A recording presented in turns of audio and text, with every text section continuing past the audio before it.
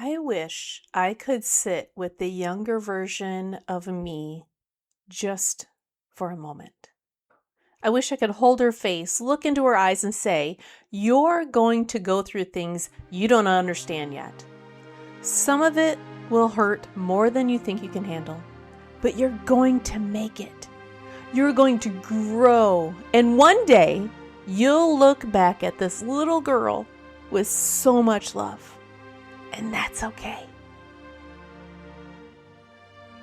Hello, and welcome to And That's Okay, the podcast that empowers you to master your emotional world. I'm Lisa Renee Scott, your host and a passionate believer that every feeling is a signal and every signal holds power. In a world that often tells us to ignore or dismiss our emotions, I'm here to remind you that whatever you're feeling, it's for a reason, and that's okay. Each week, I'll dive into real-life challenges, share relatable experiences, and equip you with the framework to name it, claim it, and navigate it, transforming your feelings into your greatest guides. So, let's take a deep breath, lean in, and unlock the power of your emotions. Welcome in, everyone. Today, we are going to talk about a feeling that is very hard to put into words, but I know you have felt it. It's that profound ache you get when you look at an old picture of yourself. A few weeks ago, I was looking at a picture of me when I was about 3 or 4 years old. You know, the kind of picture with innocence that's just radiating off the paper. It actually makes me giggle when I look at it.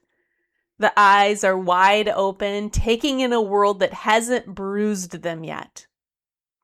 I stared at that little girl and I felt this overwhelming physical ache in my chest.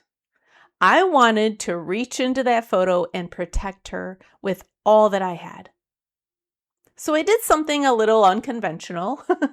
I took that old picture and a current picture of myself, and I used AI to blend them together.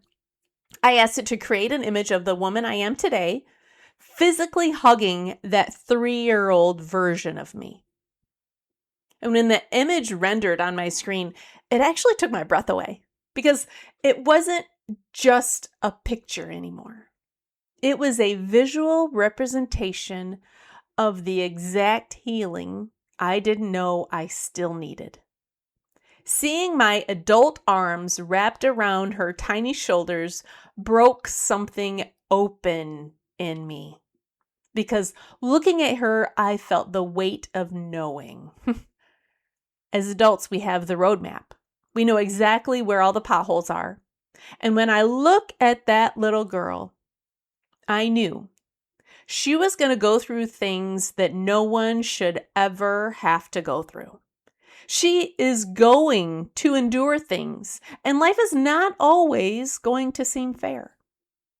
I look at how she carries herself, how she reads the room, how she reads people. She is going to overcorrect. She is going to overthink. She is going to overprocess everything, just trying to stay safe. And for a long time, I think I was frustrated with my younger self. Why was she so afraid? Why did she let people treat her that way?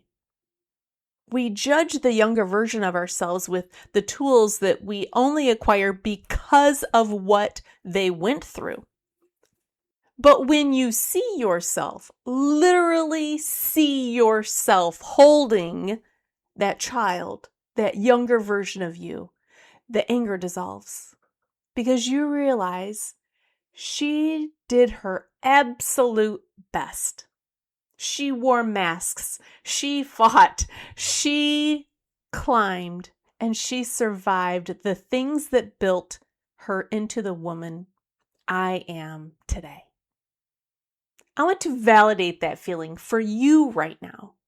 If you look back at your younger self and feel grief for what they had to endure, that is real. If you feel protective of the innocence they lost, that is valid. You are allowed to mourn the things that were taken from you, even as you celebrate the strength you gained because of it. But we don't just stop there, because if we only look back at our pain, we stay stuck in it. The healing doesn't finish until we turn around and use what we survived to help someone else. The second part of this journey is about reaching back. When you have walked through the fire and come out the other side, you have a responsibility to the people who are still in the flames. You know what it feels like to be overthinking, overprocessing, and desperately trying to read the room to stay safe. You know the exact shape of that fear. So when you see someone else doing it, don't judge them. Recognize them. This is where compassion becomes an action. It is about reaching back and helping people who are going through what you've already survived. It is about guiding them through it with love, with encouragement, and by sharing your story. You become the living proof that trauma and struggle can happen to you, but they do not define who you are. You don't have to have it all figured out to be an example. You just have to be willing to say, I survived this, and you will too. You take the darkest parts of your story and you turn them into a flashlight for someone else. So how do we do this? How do we take this feeling of retrospective compassion and turn it into something real? I have 3 action steps for you this week. Number 1, find your picture. I want you to find a picture of your younger self, put it somewhere visible, and sometime this week, I want you to look at that picture and I want you to ask yourself, if I could hug them for just 1 minute, what would I whisper in their ear? What would I say? What do they need to hear from the person who already survived everything they don't even know they're going to go through? And I want you to speak those words out loud. Give them validation they never got. Action step number 2 is forgive the survival tactics. This one is big. I want you to consciously forgive yourself for the ways you had to survive. The next time you catch yourself overthinking, overprocessing, or aggressively reading the room, pause. Instead of getting mad at yourself, take a breath and say, I am safe now. I don't have to do that anymore. And acknowledge that those habits kept you alive, but you have the power to put them down now. Rest, relax. Action step number 3 is identify your reach back person. Look around your life right now. Who is currently walking through a season that you have already survived? Who is overcorrecting because they're scared? Reach out to them. You don't need to fix their problems. You just need to validate their feelings and tell them, I see how hard this is for you, and I know you can make it. And then share a piece of your story so they know that they are not alone. Let's recap.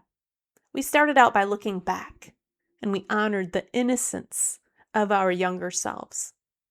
And we acknowledged that they went through things no one should have to go through. We gave them grace for the overthinking and the overprocessing because we know it was just survival. And then we turned it around. We recognized that the purpose of surviving the fire is to become a guide for those still in it. We use our stories to show that what happens to us does not define us. You survived. You are still standing. And now you get to be the proof for someone else. Thank you so much for spending this time with me today. It is heavy work to look backward, but it is the only way we can truly move forward with purpose. Remember the feelings that you have when you look back at your past, the grief, the anger, the profound perspective. They are all valid. They are all real. And that's okay. Thanks for tuning into this episode of And That's Okay. I hope our conversation left you feeling valid, empowered, and equipped with practical steps to name it, claim it, and navigate it in your own life. If you found value in today's message, please subscribe, leave a review, and share this episode with someone who needs to hear that their feelings are valid too. And if you're ready to dive deeper into transforming your emotional landscape, you'll definitely want to grab a copy of my book, And That's Okay. It's available on Amazon or through my website. Just check the link in my bio or the captions of this episode. And for daily inspiration, reflections, and more tools to support your growth, come connect with me on social media. I would love to hear how you're applying the Name It, Claim It, Navigate It framework in your own life. Before we wrap up, a quick reminder, I'm not a licensed doctor or therapist. I'm simply sharing experiences and insights that have helped me and countless others along the way. My mission is to empower you with tools, not replace professional medical advice. Remember, whatever you're feeling or going through, you have feelings, and that's okay.